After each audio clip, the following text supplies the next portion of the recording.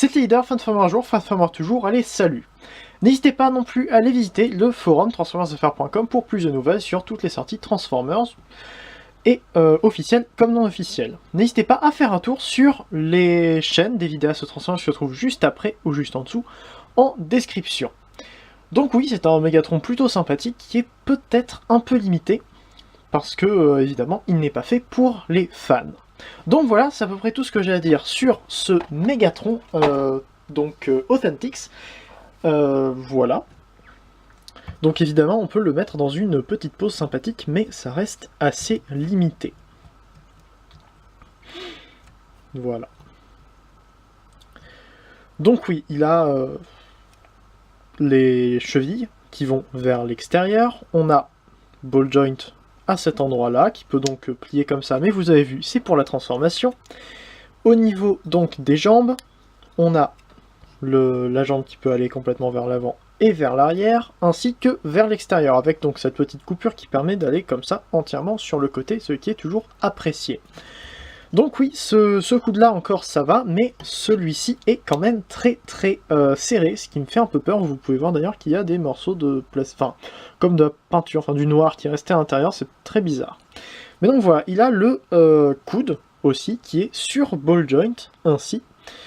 Et donc au niveau des bras, les épaules qui vont donc un peu vers l'extérieur, un peu vers l'intérieur, ball joint ici, et vous l'avez vu pour la transformation, on peut aussi ramener comme ça, ce qui ne sert absolument à rien. Donc on peut mettre par exemple ainsi. Au niveau de la tête, pour commencer donc, il peut regarder vers le haut, comme ceci. Bon, vers le bas, pas beaucoup, mais c'est déjà pas trop mal. Et sur le côté, donc jusque là, des deux côtés. Donc pour les articulations, voici un petit peu ce qu'il donne, il est pas trop mal. Donc oui, les détails sont plutôt sympathiques en mode robot. Bon, au niveau des pieds, c'est un peu moyen. Le logo Decepticon se retrouve d'ailleurs sous ce pied-là, ce qui est un peu dommage au niveau de la peinture. Au niveau des jambes, on n'a pas grand-chose, on a juste une petite truc en noir qui est mis là, et c'est donc extrêmement creux ici. Voilà, étant donné que c'est pour la transformation. Voilà, bon, rien à dire de ce côté-là. Au niveau de la ceinture, on a un peu de détails peints. On a des détails un peu en dessous du torse, ce qui est très sympathique, qui rappelle évidemment le Megatron G1, qui est toujours apprécié. Le logo Decepticon au milieu du torse est quand même très bien. Le torse est très G1, je trouve que ça donne vraiment très bien, c'est très joli. Avec une tête qui est très sympathique. Les chenilles, déjà, première chose qui fait bizarre, hein, les chenilles qui peuvent paraître étranges sur un Megatron un peu G1, mais qui finalement donnent pas trop mal. Les bras, au niveau des bras, déjà pour commencer, il n'y a pas grand chose à dire, il n'y a pas de truc qui rappelle vraiment le fait que ce soit Megatron. Donc on va passer aux détails de la figurine un peu plus près. Donc voici, excusez-moi pour le mouvement de la caméra, voici le Megatron en mode robot. Donc vous pouvez voir, bon déjà dans le dos on voit qu'il n'y a plus rien vu que tout est parti du mode alternatif pour se retrouver en dessous pour faire le robot, donc c'est assez creux, hein. On verra juste après que les jambes, vous pouvez déjà voir, mais les jambes sont extrêmement creuses. Voilà. On a quelques creux aussi derrière les bras. Voilà.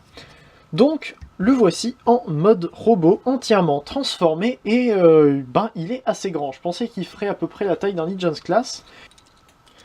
Donc voici ce qu'il donne à côté d'un Legends Class.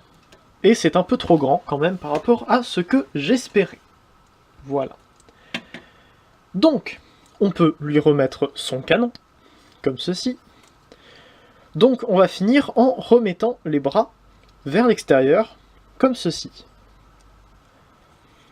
On peut donc prendre les jambes et ramener les pieds entièrement sur le côté. Et ensuite, on peut simplement les ouvrir, comme ceci, pour les ramener vers le bas dans l'alignement du corps. Ensuite, tout d'abord, avant de déplier les jambes, on va ramener les bras vers l'extérieur, comme ceci.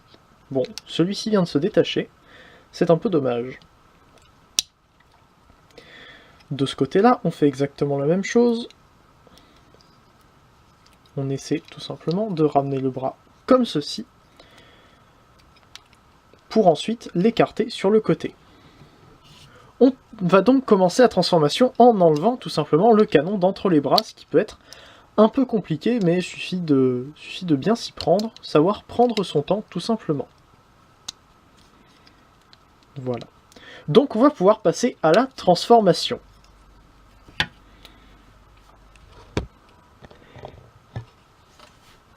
Donc voilà, c'est à peu près tout pour le mode tank. Le logo Decepticon ici est très sympathique, puisqu'on a donc, j'avais oublié de le noter, mais on a donc un logo Decepticon qui fait extrêmement G1. C'est très proche donc de ce qu'on avait sur les logos tout simplement Decepticon G1. Donc voilà, évidemment en dessous on voit tout le robot, mais c'est Megatron, c'est Authentics, c'est fait pour les enfants, c'est pas du tout fait pour les collectionneurs, donc évidemment on a tout le robot. Voilà. Bon, de derrière, il n'y a pas grand chose à dire. Sur le côté, plutôt sympathique, même si on voit une grosse plaque qui formera le pied tout à l'heure. De devant, oui, il faut juste que ça soit bien aligné, mais voilà, c'est pas mal. Donc voici ce qu'il donne de dessus en mode tank. Pour la petite comparaison avec le Optimus, comme ceci, Revive the Shield, enfin ici c'est la version 2010, donc il est un peu plus grand qu'un camion, mais en même temps ça semble logique.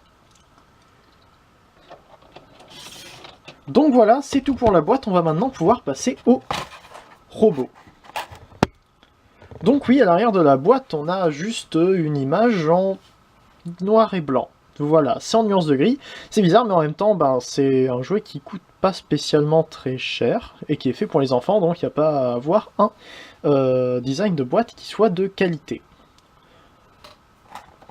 Donc voilà, sur le côté, on a des trucs un peu Lego.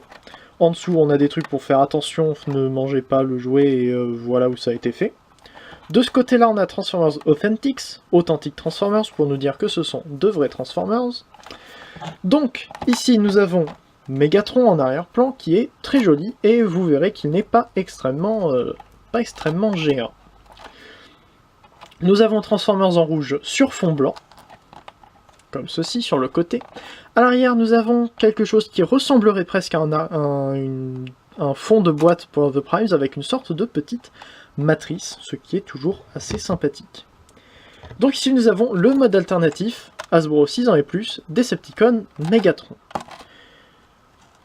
Hey, salut à tous, c'est Leader. Aujourd'hui on se retrouve pour une nouvelle review avec le Authentics Megatron, et on va tout de suite commencer avec la boîte. Voilà. J'espère que vous avez apprécié cette review tournée à l'envers pour le 1er avril. En tout cas, moi ça m'a pris quand même pas mal de concentration. C'est très dur de faire quelque chose à l'envers alors qu'on ne sait le faire normalement que dans un sens. Voilà. Sur ce, ouais. Bonne journée.